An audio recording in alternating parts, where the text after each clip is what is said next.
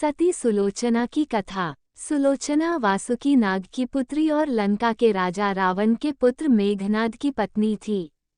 लक्ष्मण के साथ हुए एक भयंकर युद्ध में मेघनाद का वध हुआ। उसके कटे हुए शीश को भगवान श्रीराम के शिविर में लाया गया था। अपने पति की मृत्यु का समाचार पाकर सुलोचना ने अपने ससुर रावण से राम के पास जाकर पति का शीश लाने की प्रार्थना की, किंतु रावण इसके लिए तैयार नहीं हुआ। उसने सुलोचना से कहा कि वह स्वयं राम के पास जाकर मेघनाद का शीश ले आए।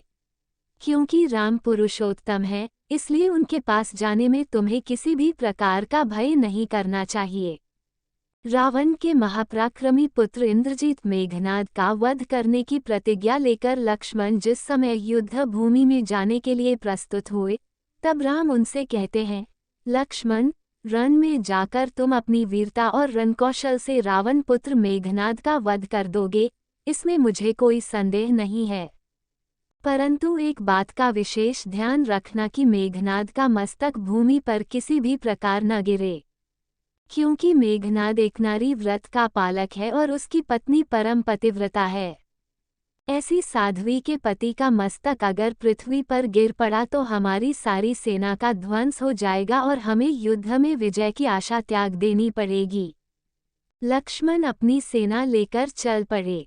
समरभूमि में उन्होंने वैसा ही किया। युद्ध में अपने बाणों से उन्होंने मेघनाद का मस्तक उतार लिया, पर उसे पृथ्वी पर नहीं गिरने दिया।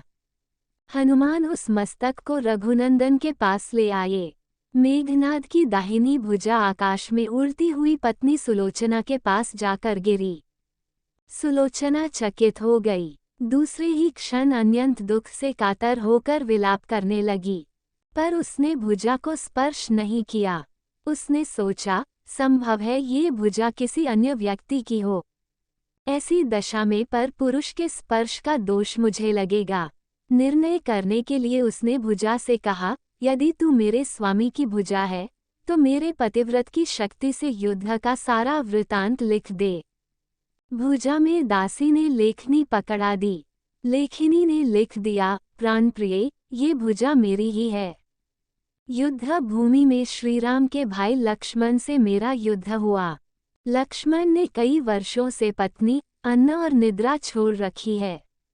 वे तेजस्वी तथा समस्त दैवी गुणों से संपन्न है। संग्राम में उनके साथ मेरी एक नहीं चली। अंत में उन्हीं के बाणों से विद्ध होने से मेरा प्राणांत हो गया। मेरा शीश श्रीराम के पास है। पति की भुजा लिखित पंक्तियां पढ़ते ही सुलोचना व्याकुल हो गई। पुत्र वधू के विलाप को सुनकर लंकापति रावण ने आकर कहा, शोक न कर पुत्री। प्रातः होते ही सहस्त्रों मस्तक मेरे बाणों से कट कट कर पृथ्वी पर लौट जाएंगे। मैं रक्त की नदियां बहा दूंगा। करुण चीत्कार करती हुई सुलोचना बोली, पर इससे मेरा क्या लाभ होगा। सहस्त्रों नहीं करोड़ों शीश भी मेरे स्वामी के शीश के अभाव की पूर्ति नहीं कर सकेंगे। सुलोचना ने निश्चय किया कि मुझे अब सती हो जाना चाहिए, किंतु पति का शव तो रामदल में पड़ा हुआ था, फिर वह कैसे सती होती। जब अपने ससुर रावण से उसने अपना अभिप्राय कहकर अपने पति का शव मंगवाने के लिए कहा, तब रावण ने उत्तर दिया, देवी, तुम स्वयं ही रामदल में जाकर अपने पति का शव प्राप्त करो। जिस समाज में बाल ब्रह्मचारी हनुमान, परम जितेंद्रिया लक्ष्मण तथा एक पत्नीव्रती भगवान श्रीराम विद्यमान है, उस समाज में तुम्हें जाने से डरना नहीं चाहिए। मुझे विश्वास है कि इन स्तुत्य महापुरुषों के द्वारा तुम निराश नहीं लौटाई जाओगी। सुलोचना के आने का समाचार सुनते ही श्रीराम खड़े हो गए और स्वयं चलकर सुलोचना के पास आए और बोले, देवी, तुम्हारे पति विश्व के अन्यतम योद्धा और पराक्रमी थे। उनमें बहुत से सद्गुण थे, किंतु विधि की लिखी को कौन बदल सकता है। आज तुम्हें इस तरह देखकर मेरे मन में पीड़ा हो रही है। सुलोचना भगवान की स्तुति करने लगी। श्रीराम ने उसे बीच में ही टोकते हुए कहा, देवी, मुझे लज्जित न करो। पतिव्रता की महिमा अपार है, उसकी शक्ति की तुलना नहीं है। मैं जानता हूँ कि तुम परम सती हो, तुम्हारे सतीत्व से तो विश्व भी थर्राता है। बताओ कि मैं तुम्हारी किस प्रकार सहायता कर सकता हूँ। सुलोचना ने अश्रुपूरित नयनों से प्रभु की ओर देखा और बोली, राघवेंद्र, मैं सती होने के लिए अपने पति का मस्तक लेने के लिए यहाँ पर आई हूँ। श्रीराम ने शीघ्र ही ससम्मान मेघनाद का शीश मंगवाया और सुलोचना को दे दिया। पति का छिन्न शीश देखते ही सुलोचना का हृदय अत्यधिक द्रवित हो गया। उसकी आंखें बड़े जोरों से बरसने लगीं। रोते रोते उसने पास खड़े लक्ष्मण की ओर देखा और कहा, सुमित्रा नंदन, तुम भूलकर भी गर्व मत करना कि इनका वध मैंने किया है। मेरे स्वामी को धराशायी करने की शक्ति विश्व में किसी के पास नहीं थी। ये तो 2 पतिव्रता नारियों का भाग्य था। आपकी पत्नी भी पतिव्रता है और मैं भी पति चरणों में अनुरक्ति रखने वाली उनकी अनन्य उपासिका हूँ।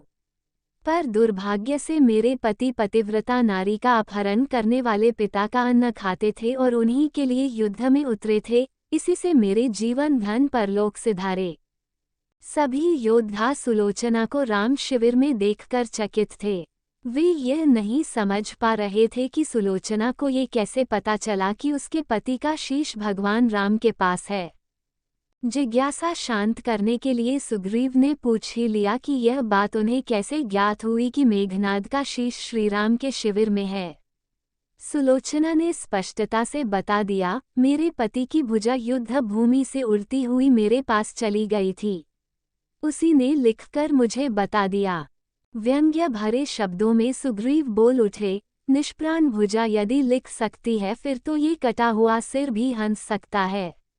श्रीराम ने कहा, व्यर्थ बातें मत करो मित्र, पतिव्रता के महामताया को तुम नहीं जानते। श्रीराम की मुखकृति देखकर सुलोचना उनके भावों को समझ गई। उसने कहा, यदि मैं मन, वचन और कर्म से पति को देवता मानती हूँ तो मेरे पति का ये निर्जीव मस्तक हंस उठे। सुलोचना की बात पूरी भी नहीं हुई थी कि कटा हुआ मस्तक जोरों से हंसने लगा। ये देखकर सभी दंग रह गए। सभी ने पतिव्रता सुलोचना को प्रणाम किया। सभी पतिव्रता की महिमा से परिचित हो गए थे। चलते समय सुलोचना ने श्रीराम से प्रार्थना की, भगवान, आज मेरे पति की अंत्येष्टि क्रिया है और मैं उनकी सहचरी उनसे मिलने जा रही हूँ, अतः आज युद्ध बंद रहे। श्रीराम ने सुलोचना की प्रार्थना स्वीकार कर ली। सुलोचना पति का सिर लेकर वापस लंका आ गई। लंका में समुद्र के तट पर एक चंदन की चिता तैयार की गई। पति का शीश गोद में लेकर सुलोचना चिता पर बैठी और धधकती हुई अग्नि में कुछ ही क्षणों में सती हो गई। जय श्री राम। दोस्तों, आपको ये कहानी कैसी लगी कृपया कमेंट करके जरूर बताएं। वीडियो पसंद आया हो तो लाइक करें और ऐसी ही और भी बहुत सारी कहानियों को सुनने के लिए हमारे चैनल को सब्सक्राइब करना ना भूलें। धन्यवाद।